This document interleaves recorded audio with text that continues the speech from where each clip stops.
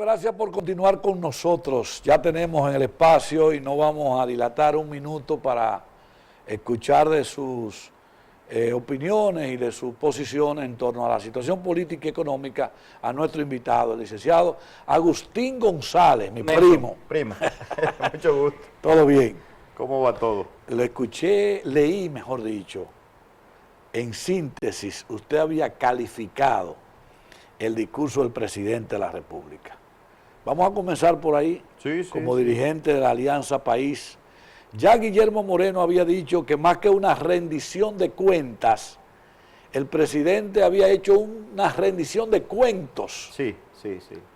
Después del escrito que yo te mandé, que fue una síntesis de una declaración que me pidieron, un periodista, colega tuyo.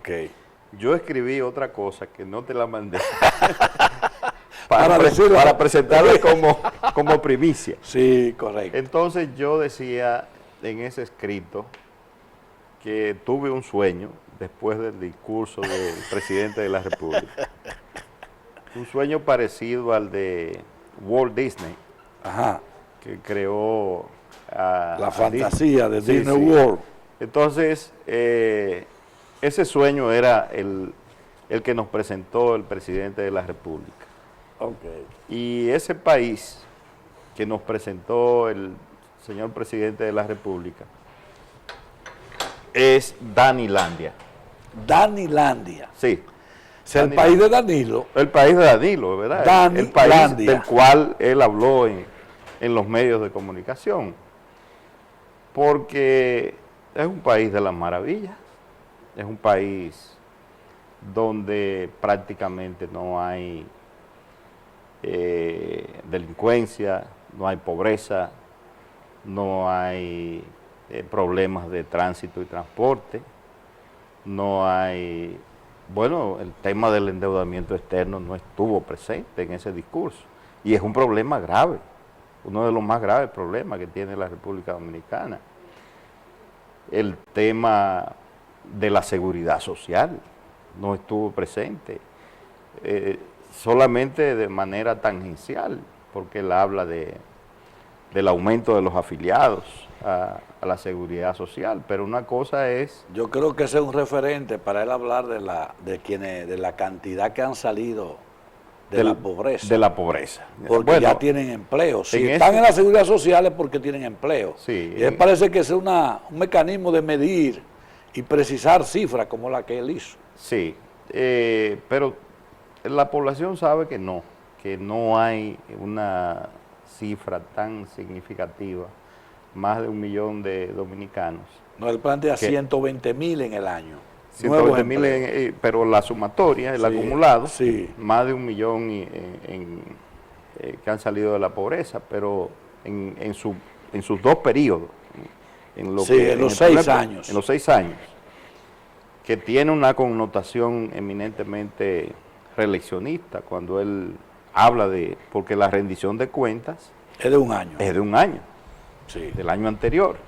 Sin embargo, él se explaya en una comparación de todo su periodo. Sin embargo, cuando hacemos un estudio hemerocrítico y hemerográfico, Agustín, de todos los 28 de febrero de cada año, porque el 27 que le toca la rendición, un mandato constitucional, ante la reunión conjunta de las cámaras, siempre, no importa el partido que esté gobernando ni el presidente, la oposición rechaza, utiliza los mismos calificativos de que se trata de un país de ensueño, que es alejado de la realidad, pero eso lo dijo el PLD cuando estaba en la oposición y gobernaba el Hipólito. Lo decía el PRD cuando gobernaba Balaguer. O sea, para mí como que siempre hay los opositores nunca encontrarán bien lo que se dice y los gobiernistas entonces lo que hacen es destacar las bondades. Sí. Eso es como normal. Es normal. El presidente de la República es un vendedor de ilusiones. Llámese como se llama. Llámese como se llama. Es un vendedor de ilusiones. De esperanzas. Y de esperanzas. Sí, claro. Y eso es normal. Eso es innegable. Claro. Eso es innegable. Sin embargo, tú no puedes exagerar en eso.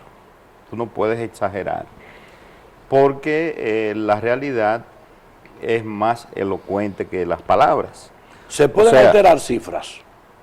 Depende de la fuente. No hay manera de comprobar, usted como economista no tiene un mecanismo de comprobar la veracidad de lo que él dijo o negarla.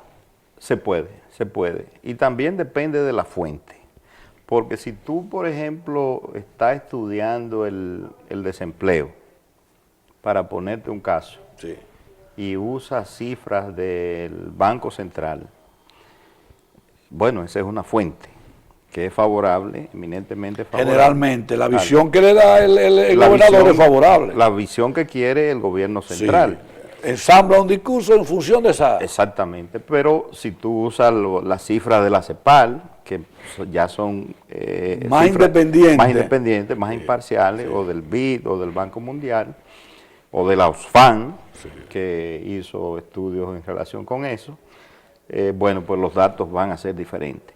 En el caso del discurso del presidente... Las cifras de esos organismos internacionales siempre entran en contradicción con lo que ofrece el banco. Entran en contradicción, no necesariamente son coincidentes, no necesariamente.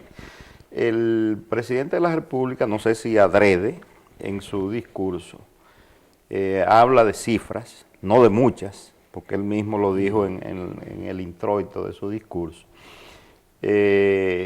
no cita las fuentes. No cita las fuentes. Que eso es una debilidad. Es una debilidad del discurso. Porque fortalece citándola para que usted pueda consultar. Claro, para que pueda consultar y pueda contrastar eso que él dijo con otras informaciones o otras cifras. Por eso es que tú calificas el discurso como un monumento al engaño. La falsedad y la simulación. Sí, yo creo que hay... De un país que realmente no tenemos. No lo tenemos, ese país no lo tenemos. Algunos han dicho, el gobierno se refiere, el presidente de la República se refiere a dos países, el país del progreso, el de país las bondades, de la prosperidad. Existiendo uno que tiene muchas dificultades. Exactamente, entonces ese país que él describe es el país del teleférico, de la segunda línea del metro, de los drones en la frontera. Fíjate que él hace mucho énfasis en la república digital, o sea, en esa república de la cual estamos lejos. Pero que tenemos que encaminar. Claro. Porque el teleférico, esa debe ser la segunda línea del metro, los drones no son cosas malas. No. Son buenos instrumentos para el desarrollo. Si tú los tienes como parte de una estrategia integral de desarrollo del país. Entonces sí. Esos es que no hay integralidad en el no hay un plan de integración. Cuando tú vas, por ejemplo, a la capital, y yo sé que tú te das tus viajecitos por ahí de vez en cuando, aunque entre de reversa por ahí.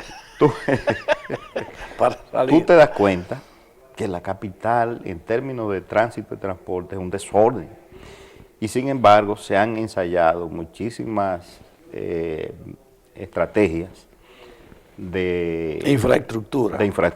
Es decir, los puentes, sí, los pero elevados, el problema los tú túneles. sabes que está en el aumento desproporcionado del parque vehicular. Pero no solamente tiene que ver con el parque vehicular, tiene que ver también con el movimiento de la gente. En otros países hay regulaciones para tú mudarte de Santiago a la capital, hay regulaciones para eso.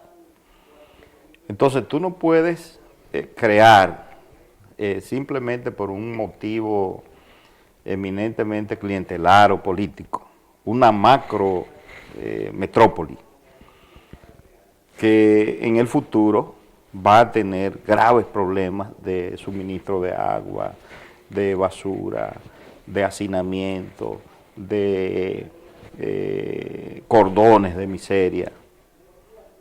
Entonces eso necesita, no solamente es el asunto del parque vehicular, con lo cual yo estoy de acuerdo contigo, es el asunto también de la movilidad de las personas.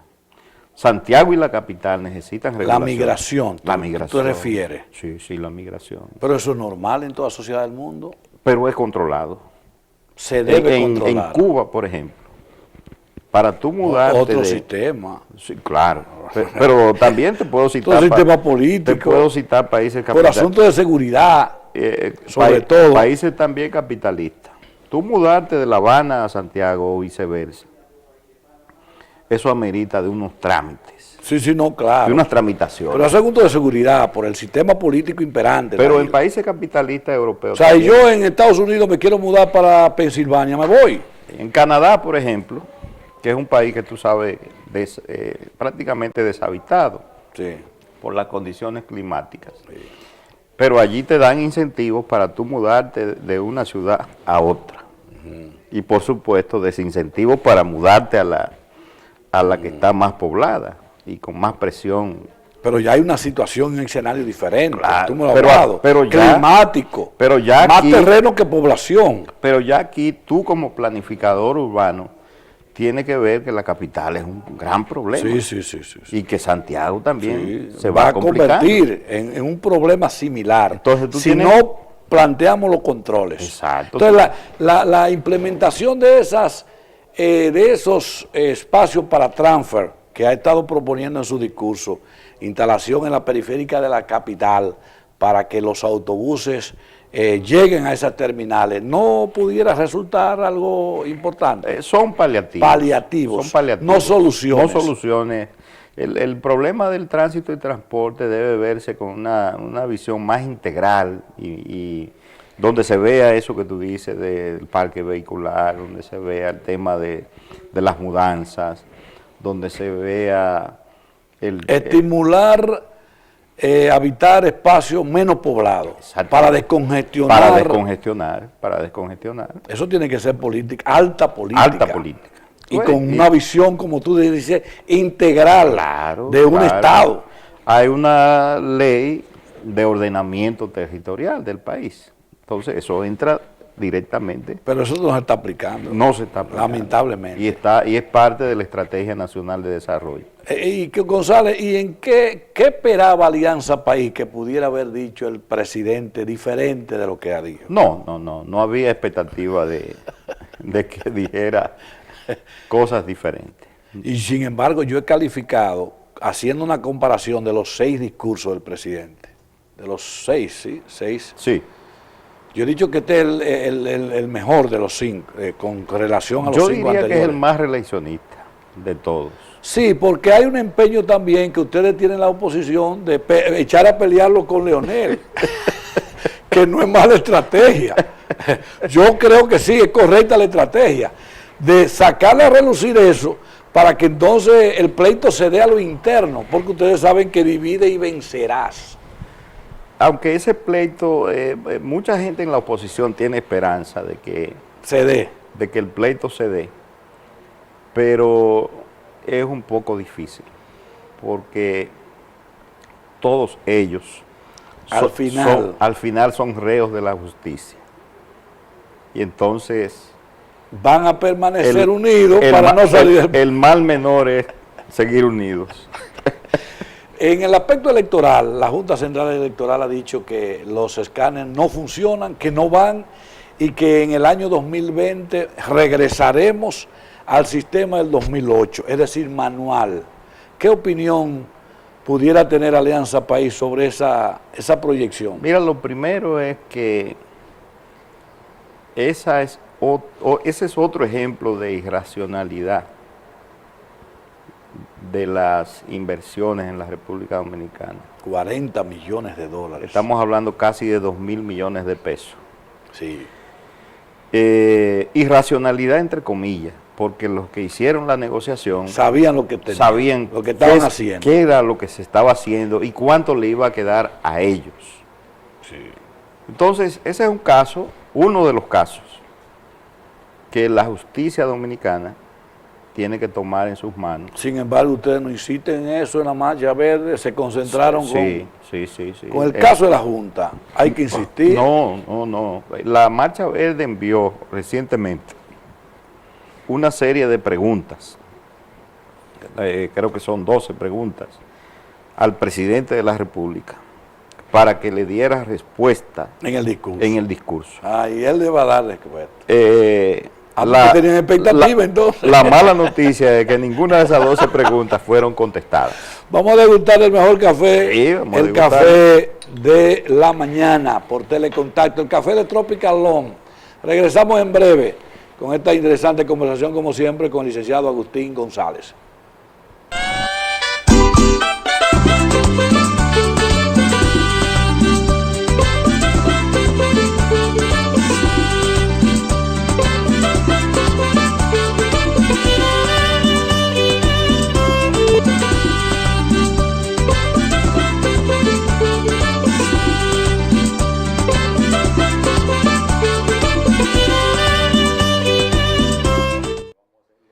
Qué pena que el tiempo transcurra tan rápido con un invitado como Agustín González. Ya en la parte final, Agustín, el Banco Central hoy da a conocer de que las reservas internacionales en dólares, evidentemente, trascienden la friolera de 8.000 millones de dólares. Pero además, en el propio discurso del presidente, destacaba la consolidación de la economía dominicana a partir de que el gobierno dominicano colocó en el mercado internacional bonos en pesos por primera vez en la historia de la economía en la República Dominicana. Eso de alguna manera no establece alguna visión positiva de la economía en el país, porque en el gobierno de Hipólito Mejía, al 16 de agosto del año 2004, yo no me canso de repetirlo, porque en un diplomado de periodismo económico ofrecido por el propio Banco Central, nosotros nos empeñamos en preguntar cuál era la reserva del Banco Central al 16 de agosto del 2004 y me dijeron que estaba en rojo, en menos 93 millones en aquella ocasión.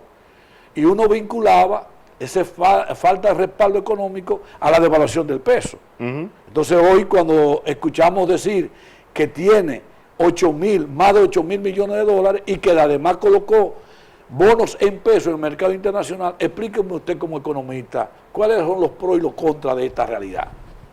Bien, la información sobre la cifra de la reserva del Banco Central, si la suministra ese organismo, hay que darle fe, ¿verdad? Sí. Fe pública y creer que es así, porque ellos no van a emitir una opinión de ese tipo sin tener el aval. Ahora, las reservas internacionales en un país pueden servir para varias cosas. Una, quitarle presión al mercado cambiario, a la moneda extranjera, al dólar y al euro. Mandando dólares al mercado. Tú sabes que ha estado subiendo el tipo de cambio. Sigilosamente. Sigilosamente, se ha estado deslizando. Lo otro, para sembrar confianza en los inversores extranjeros, que tú sabes que vienen haciendo, sobre todo en turismo, muchas inversiones en la República Dominicana. Turismo y energía son las áreas en las que más se ha estado invirtiendo en los últimos tiempos.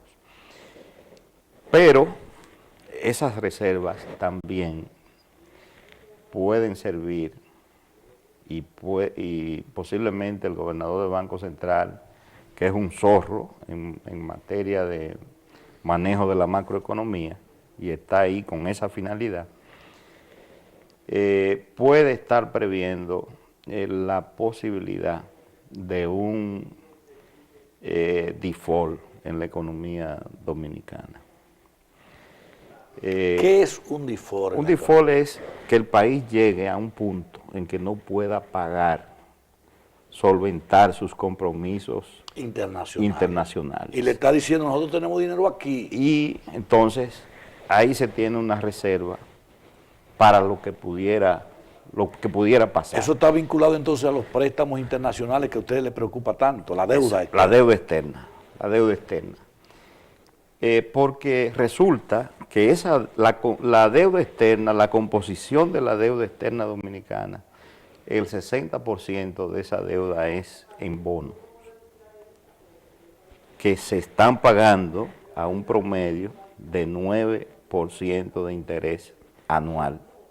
Nosotros somos uno de los países con la deuda más cara del mundo. Japón paga un 1%. El 9 es el promedio. El 9 es el promedio. Porque los últimos préstamos se han lucido los autoridades diciendo que lo han logrado con bajas tasas de interés. Con bajas tasas. Sí, pero los que son en bonos no. Los bonos son los más caros. Son los más caros. Entonces, mira la comparación. Japón tiene deuda por encima del 100% del PIB. Sí. Sin embargo, y Estados Unidos también. Y Estados Unidos también. Sin embargo, el costo es de 1%. Y nosotros estamos pagando 9%. Pero tú sabes que la Reserva Federal son ellos los que fabrican el dólar. Exactamente. Tú conoces el mecanismo de generar el capital. Sí. Entonces, si mañana entramos en default, como entró Grecia, y como entró Argentina una vez, que tú te acuerdas de los famosos los recursos buitres, los fondos buitres. Los fondos buitres. El fondo buitre entra en acción cuando la economía entra en default. Aparecen unos inversionistas internacionales que ante el nerviosismo de la gente, de los tenedores de bonos, quieren recoger y le hacen ofertas a los dueños de los bonos. Y los dueños de los bonos entonces los venden, porque como dicen aquí, para todo perdido, algo cogido, ¿verdad? Y esos inversionistas, entre comillas, porque son especuladores, grandes especuladores financieros, entonces reclaman en los organismos internacionales el pago del 100%. Del 100%. Ellos compraron, digamos, a 40%. Y si el contrato que se hizo originalmente es pago porcentual y anual, el que lo compra tiene derecho a reclamar de golpe y porrazo el pago del 100%. Sí. Hay regulaciones internacionales que avalan eso. Sí. Entonces esa es la posibilidad. Esa es la posibilidad. Entonces, la posibilidad. La Reserva en ese sentido jugaría un papel para enfrentar. Y el Banco Central se presentaría posiblemente como garante o como comprador de los bonos. También. Comprador no, el pago de los bonos, de la deuda. O el pago de la deuda. Con 8.000 millones de dólares. Exacto. Y daría la 8.000, compensa 8.000 millones de la deuda internacional. La deuda que tenemos ahora anda por más del 50% del PIB. O sea, nosotros estamos debiendo casi 40.000. Cuando hablamos del PIB, hablamos del Producto Interno Bruto. Exactamente. Que es todo lo que genera una economía. Que anda en valor alrededor de 75.000 millones de dólares. Entonces nosotros debemos algo más del 50% de esa cifra. O sea que estamos hablando de cerca de 50.000 millones. 40.000 más o menos, 37.000 a 40.000 millones de dólares. Entonces eso pudiera ser el sustento de la publicación que ofrece hoy el periódico. Es una manera de frenar cualquier pánico, cualquier inquietud que puedan tener los... Finalmente, Agustín, el PLD se sabe que tiene diferencias internas. En el PRM hay un lío grandísimo. Los abinaderistas están descalificando a Hipólito. Le tienen, parece, miedo a Hipólito. En el Partido Reformista eso no se sabe. El PRD es incierto. En Alianza País, en un minuto que nos queda, ¿qué pudiera pasar con miras a la elección del 2020? En Alianza País nunca se ha hablado de contradicciones internas, ni de diferencias. ¿Y no hay democracia entonces? Hay democracia. ¿Y no hay diferencia? Porque la democracia es la convivencia. Hay diferencias, pero no son diferencias irreconciliables. No son antagónicas. No son antagónicas, como decíamos en los 70. Son matices, pero hay un liderazgo monolítico alrededor de la figura del doctor Guillermo Moreno. O sea, no hay manera de elegir a otro candidato que no sea Guillermo. Sí, los estatutos lo plantean. Lo plantean. Lo que pasa es que nadie se ha atrevido a competir con Guillermo. Es que el liderazgo de Guillermo es muy fuerte. Absorbente. Muy fuerte hay mucho respeto, mucha consideración, mucha... ¿Se pudiera estimación. lograr captar algo de la Marcha Verde? Porque yo sigo insistiendo que la Marcha Verde a mí me da la impresión de que se origina a lo interno de Alianza País. ¿Estoy equivocado? No, sería una atribución excesiva de nosotros decir eso. La Marcha Verde es que hay una apoyada. coincidencia con el verde. No, Es el mismo verde, ¿o no? No, son diferentes. La Marcha Verde, nosotros acompañamos a la Marcha Verde y nos identificamos con sus propuestas. Sin embargo, yo pienso que la gran mayoría de la Marcha Verde se identifica con Alianza País. Habría que medir eso, habría que medirlo. Qué prudente eres, qué prudente Habría que medirlo. eres. Lo que nosotros creemos es que la Marcha Verde debe seguir siendo un movimiento social que acompaña a la oposición en la lucha por el cambio democrático que debe darse Para en el 20. sacar del poder Para al sacar el PLD del Dígalo, poder en el así 20. es. En el 20. Gracias, hermano.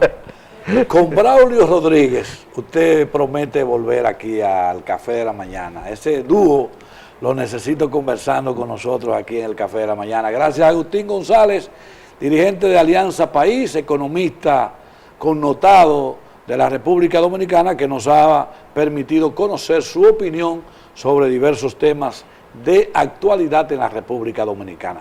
Gracias por acompañarnos. Hasta mañana, cuando tendremos a la doctora Chala Santana, infectóloga, que vendrá a hablarnos de su preocupación ante las constantes lluvias que han estado afectando a gran parte del territorio nacional. Mañana, viernes y el lunes, tendremos con nosotros al diputado Bernardo Colón. ¿Qué está pasando en el PRD? ¿Qué está pasando en el PRD? Lo vamos a conocer el próximo lunes también. Hasta mañana, si Dios nos lo permite.